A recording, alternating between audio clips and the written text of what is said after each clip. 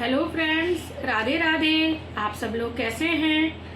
आप सबका इतना धन्यवाद। आप वीडियो को इतना अच्छे से सब लोग देख रहे हैं, कर रहे हैं, आपका बहुत बहुत आभार। आज हम शुरू करेंगे इंद्र यज्ञ निवारण एवं गोवर्धन धारण। राधे। इंद्र यज्ञ निवारण एवं गोवर्धन धारण। अब आती है गोवर्धन लीला। गोवर्धन लीला के पश्चात आएगी रास लीला। गौ का अर्थ है ज्ञान और भक्ति। ज्ञान और भक्ति को वृद्धिगत करने वाली लीला ही गोवर्धन लीला है। ज्ञान और भक्ति के बढ़ने से देह अध्यास नष्ट होती है और जीव को रास लीला में प्रवेश मिलता है। ज्ञान और भक्ति को बढ़ाने के लिए क्या किया जाए? घर छोड़ना पड़ेगा। गोप गोपियों ने घर छोड़कर गिरिराज पर वास किया था। हमारा घर भोग भूमि होने के कारण राग, द्वेष, अहोभाव, तिरस्कार, वासना आदि हमें घेरे रहते हैं। घर में विषमता होती है और पाप भी। भोग भूमि में भक्ति कैसे बढ़ पाएगी? सात्विक भूमि में ही भक्ति बढ़ सकती है। साधारण गृहस्थ का घर विविध वासनाओं के सूक्ष्म परमाणुओं से भरा हुआ होता है। ऐसा वातावरण भक्ति में बाधक है। ऐसे वातावरण में सारा वर्ष रहकर ना तो भक्ति बढ़ाई जा सकती है और ना ज्ञान। सो एकाध मास किसी नीरव पवित्र स्थल पर जाकर किसी पवित्र नदी के किनारे वास करके भक्ति और ज्ञान की आराधना करना श्रेष्ठकर है।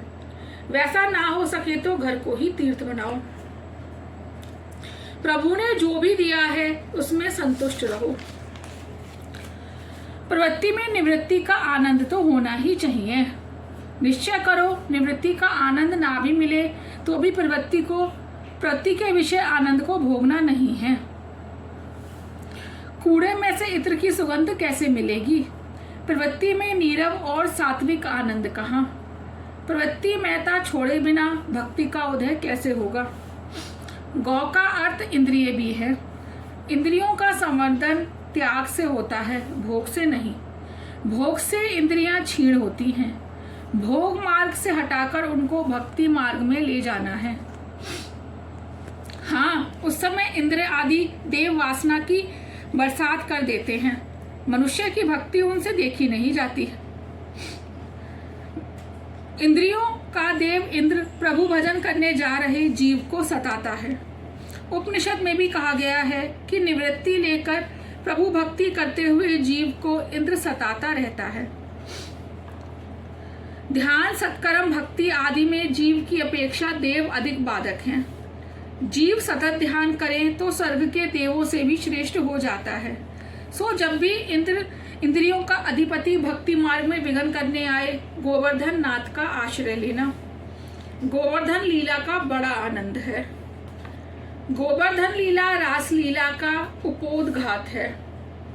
इसमें पूज्य और पूजक एक हो जाते हैं। पूज्य और पूजक जब तक एक ना हो पाए तब तक आनंद नहीं आता। पूजा करने वाले श्री कृष्ण ने गिरिराज पर आरोहण किया।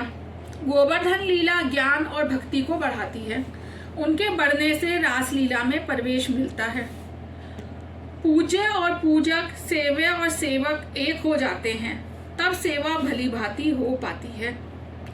दिवाली के दिन गोवर्धन पूजा की जाती है क्योंकि पिछले सभी दुखों को भुलाकर वैर को मिटाना है। विरोध जब तक नहीं जाता पूजा नहीं हो पाती। गोवर्धन पूजा के समय कन्हैया 7 बरस का था। पूज्य और पूजक जब एक होते हैं तब रास फल मिलता है। इसी कारण से तो रास लीला गोवर्धन लीला के बाद आती है। हर बरस नंद बाबा इंद्रयाग करते थे। यज्ञ की तैयारी होने लगी तो कन्हैया ने पूछा, बाबा यह सब क्यों हो रहा है? कौन से देव के लिए और किस उद्देश्य से ये यज्ञ किया जा रहा है? नंद बाबा समझाने लगे, वर्षा का देव है इंद्र। इंद्र बरसात बरसाए, धान्य और घास उग सके और सभी जीव चैन से जी सके। इंद्र हमारे ईश्वर हैं और उनको प्रसन्न करने के लिए ही यज्ञ कर रहे हैं हम। कन्हैया, किसी भी देव का ना तो अपमान करते हैं और ना उपेक्षा। कन्हैया ने कहा, इंद्र का यज्ञ करना तो ठीक है, किंतु उसे ईश्वर क्यों माना जाए? कोई भी व्यक्ति 100 यज्ञ करके इंद्र पद पा सकता है। नंद बाबा, कन्हैया, यह मेरा गोवर्धन नाथ इंद्र का इंद्र है। वह चारों दिशाओं का देव है।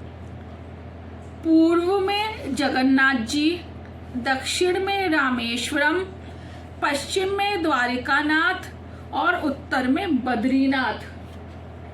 इन चारों के मध्य में है गोवर्धन नाथ। दोबारा सुनिए।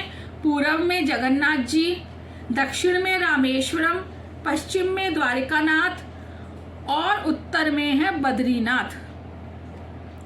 इन चारों के मध्य में है गोवर्धन नाथ। वह सबका स्वामी है, अतः मध्य में बैठा हुआ है। बाबा, उसी की पूजा करो। कई वर्षों से तुम इंद्र की पूजा करते आए हो, किंतु उसका कभी दर्शन भी हुआ है क्या? नंद बाबा, नहीं तो। कन्हैया, इतने वर्षों की पूजा के बाद भी वह दर्शन नहीं देता। इसका अर्थ यह हुआ कि वह अभिमानी है। जिस देव को कभी देखा तक नहीं, उसकी पूजा क्यों करते हो? यह गोवर्धन तो हमारा प्रत्यक्ष देव है। जो पर्वत दिखाई दे रहा है वह तो उसका आदि भौतिक स्वरूप है। उसका आदि दैविक स्वरूप तो और ही सूक्ष्म है।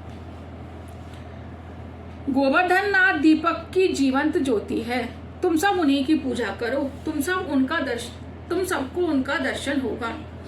इंद्र के अभिमान को मिटाने का श्री कृष्ण ने निश्चय किया है, सो सबको समझा रहे हैं कि इंद्रदेव के बदले गोवर्धन नाथ की पूजा की जाए। नंद बाबा, गोवर्धन नाथ की पूजा विधि हम जानते ही नहीं हैं, सो पूजा करेंगे कैसे? कन्हैया, बाबा, मैं जानता हूँ, तुम चिंता ना करो। गोवर्धन नाथ की पूजा की तैयारी करो। गरीबों के लिए अन्नकूट करना है। गरीबों, गायों और सदाचारी ब्राह्मणों की पूजा ईश्वर की पूजा है। सभी घरों से खाने पीने की वस्तु मंगाई गई। गायों का जुलूस निकाला गया। जिस घर से खाद्य सामग्री नहीं आएगी उसके घर अन्नपूर्णा नहीं आएगी। नंद बाबा, तेरा ठाकुर भोजन करता हुआ मुझे दिखाई देगा क्या? कन्हैया, हम सब देख सकेंगे। ब्रजवासियों को अत्यंत आनंद हुआ। कन्हैया ने गोवर्धन पूजा के लिए दिवाली का दिन तय किया था।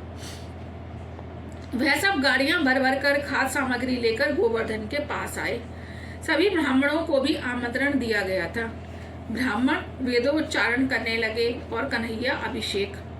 आज भगवान कृष्ण पूजा कर रहे हैं। गौ बालकों से यमुना जल मंगाया गया। बालक थक गए पानी लाते लाते तो कहने लगे, कन्हैया, यमुना जी बड़ी दूर है और तेरा देव है बड़ा लंबा चौड़ा। अभिषेक के लिए इतना सारा पानी हम कैसे ला सकेंगे? कन्हैया, अरे मित्रों, मेरा ये गोवर्धन नाथ तो बड़ा दयालु है, तुम चिंता ना करो। अब कन्हैया प्रार्थना करने लगा, हे गोवर्धन नाथ, मेरे मित्र थक गए हैं। गंगा यमुना तो आपके चरण ही हैं, कृपया करके किसी को प्रकट करो। उसी समय गोवर्धन जी से गंगा जी प्रकट हुई। इसे मानसी गंगा कहते हैं। सभी बालक आनंद से उछलने लगे। नदी आई, नदी आई। कन्हैया ने समझाया, कोई सामान्य नदी नहीं है, गंगा जी हैं। गोवर्धन का अभिषेक पूर्ण हुआ तो श्रृंगार किया गया। ब्रजवासी कहते हैं, अभिषेक दर्शन में हमें बड़ा मजा आता है। यह ठाकुर जी तो हमें देखकर हंस रहा है।